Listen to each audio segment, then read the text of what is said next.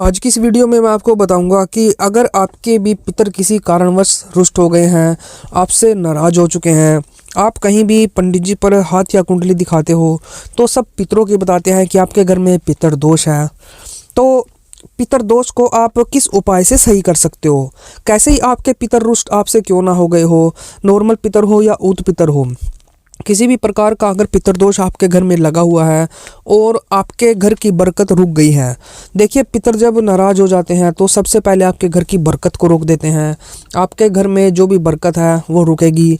उसके बाद आपके घर में तरह तरह की दिक्कतें आएंगी, जैसे रोगों का बढ़ जाना, घर में दरिद्रता आ जाना, घर में अशांति का होना, कोई भी काम सही तरीके से ना होना, संतान उत्पन्न में मतलब दिक्कत आएगी।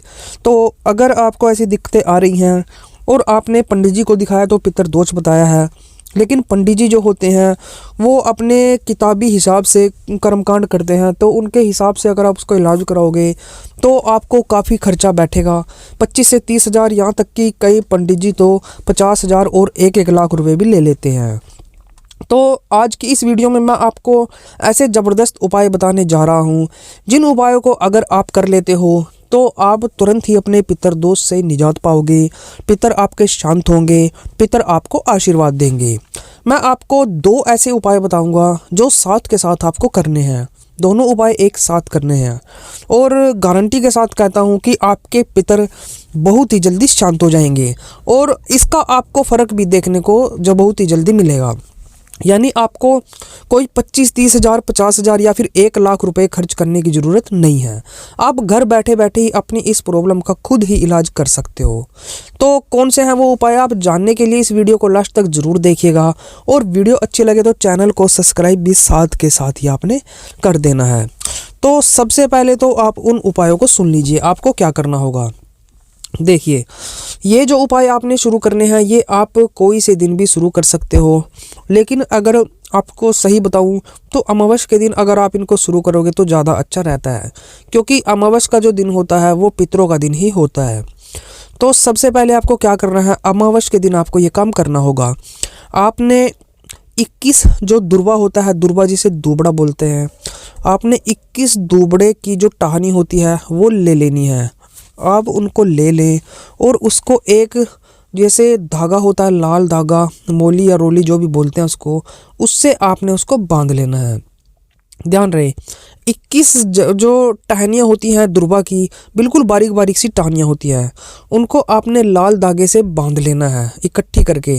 जैसे इकट्ठी कर ली वो, और इकट्ठी करने के बाद उनमें जैसे गांठ लगा दी और बंध गई, ऐसे आपने उसको बांध लेना है। और ऐसी ऐसी आपने 7 बना लेनी है, 7 आपने ये बनानी है। और उसके बाद क्या करना होगा, अमावस के दिन शाम को आपने ये उपाय करना है। जैसे ही आप उनको बना ले, 7 आपकी तैयार हो जाए, तो एक ऐसा सा बर्तन ले ले जिसमें वो सारी की सारी आ जाए। उस बर्तन में पहले तो आप थोड़े से अक्षत डाल लीजिए, चावल जिन्हें बोलते हैं, जो टूटे हुए ना हो, साफ़ चावल हो बिल्कुल। एक मुट्ठी आप उसकी चावलों की डाल लीजिए और उसमें आप उन 7 की 7 जो आपने दुर्वा की जड़ की वो बनाई थी वो रख ले। रखने के बाद आपने वहाँ पर एक मिट्टी का जो घड़ा होता है, एक तो बड़े साइज़ का होता है, एक छोटे साइज़ वाला होता है। जो छोटे साइज़ वाला होता है जिसमें वो टुंटी ना लगी हुई हो, टुंटी लगी हुई ना होनी चाहिए, ऐसा आपने घड़ा पानी का भर के वहाँ पर रख देना है। और एक आपने वहाँ पर तिलों के तेल का दिया भी जलाना है। अब ये जो दिया रहेगा ये आपको शाम के समय वहाँ पर जलाना होगा। अब ये काम आपको, जैसे अमावस्या के पहले दिन आपने ये सारा कुछ बनाकर रख लिया, उसके अगले दिन आपने क्या करना है, उसी दिए को धोकर और उसमें दोबारा से तेल डालकर और बाती लगाकर दोबारा वहीं पर वही दिया जला देना है। और आपने यही प्रोसेस अगले बार की अमावस तक करना है। यानी अमावस से अमावस तक पूरा 1 महीना इसमें हो जाता है। तो आपको लगातार 1 महीने तक सिर्फ दिया जलाना है। पहले दिन आपने एक तो मिट्टी का घड़ा पानी के भर के रखना है, दूसरा वो दूर्वा की जो जड़ें होती हैं वो आपको वहाँ पर रखनी है। पहले दिन सिर्फ ये काम करना है और दिया जला देना है।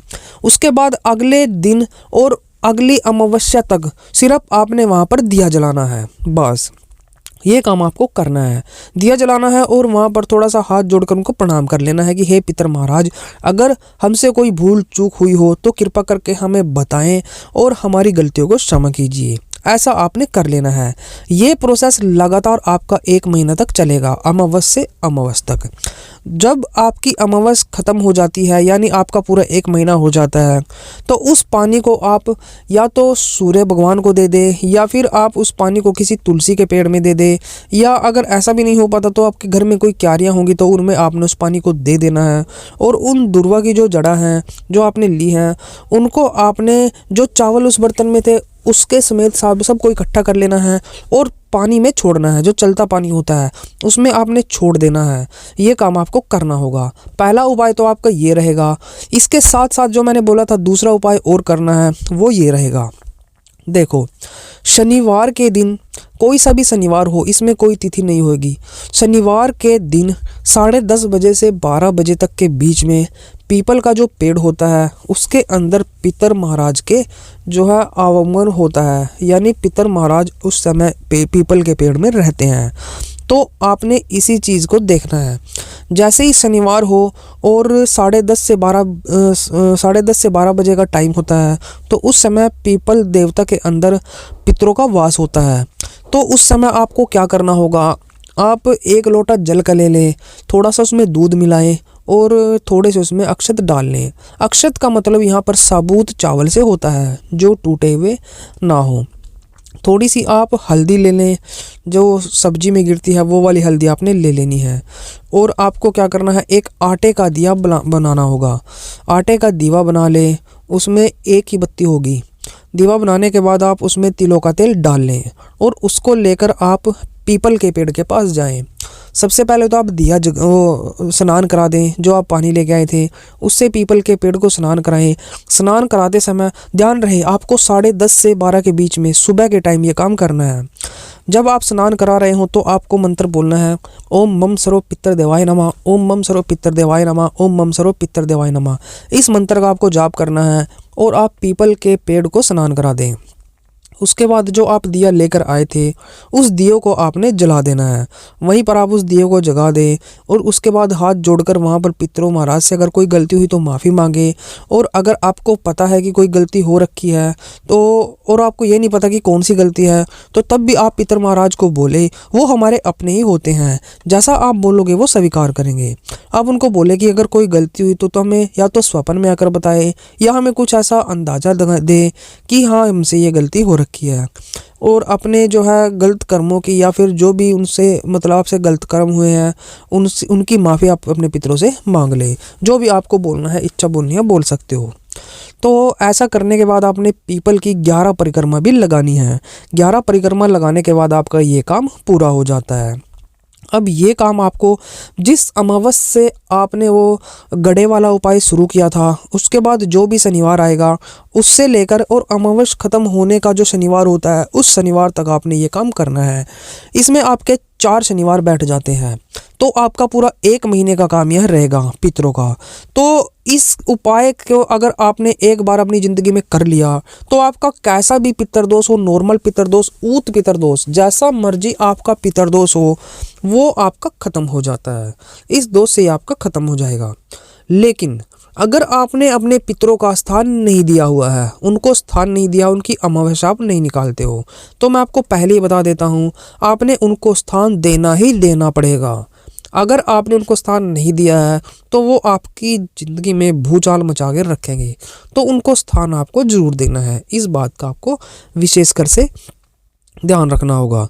स्थान देने के बाद ही आप उनको भोजन प्रसाद जो भी है वो अमावस के दिन दे सकते हो। खीर पूड़ी का इनको भोग लगता है। तो भक्तों, अगर आपने वीडियो अच्छी लगी हो तो वीडियो को भी से लाइक कर दें और हमारे चैनल को भी सब्सक्राइब कर दें। तो चलिए भक्तों, आज की वीडियो में बस इतना ही। मिलते हैं हमारी एक न्यू वीडियो के साथ। तब तक के लिए ओम नमः शिवाय, ओम नमः शिवाय, ओम नमः शिवाय।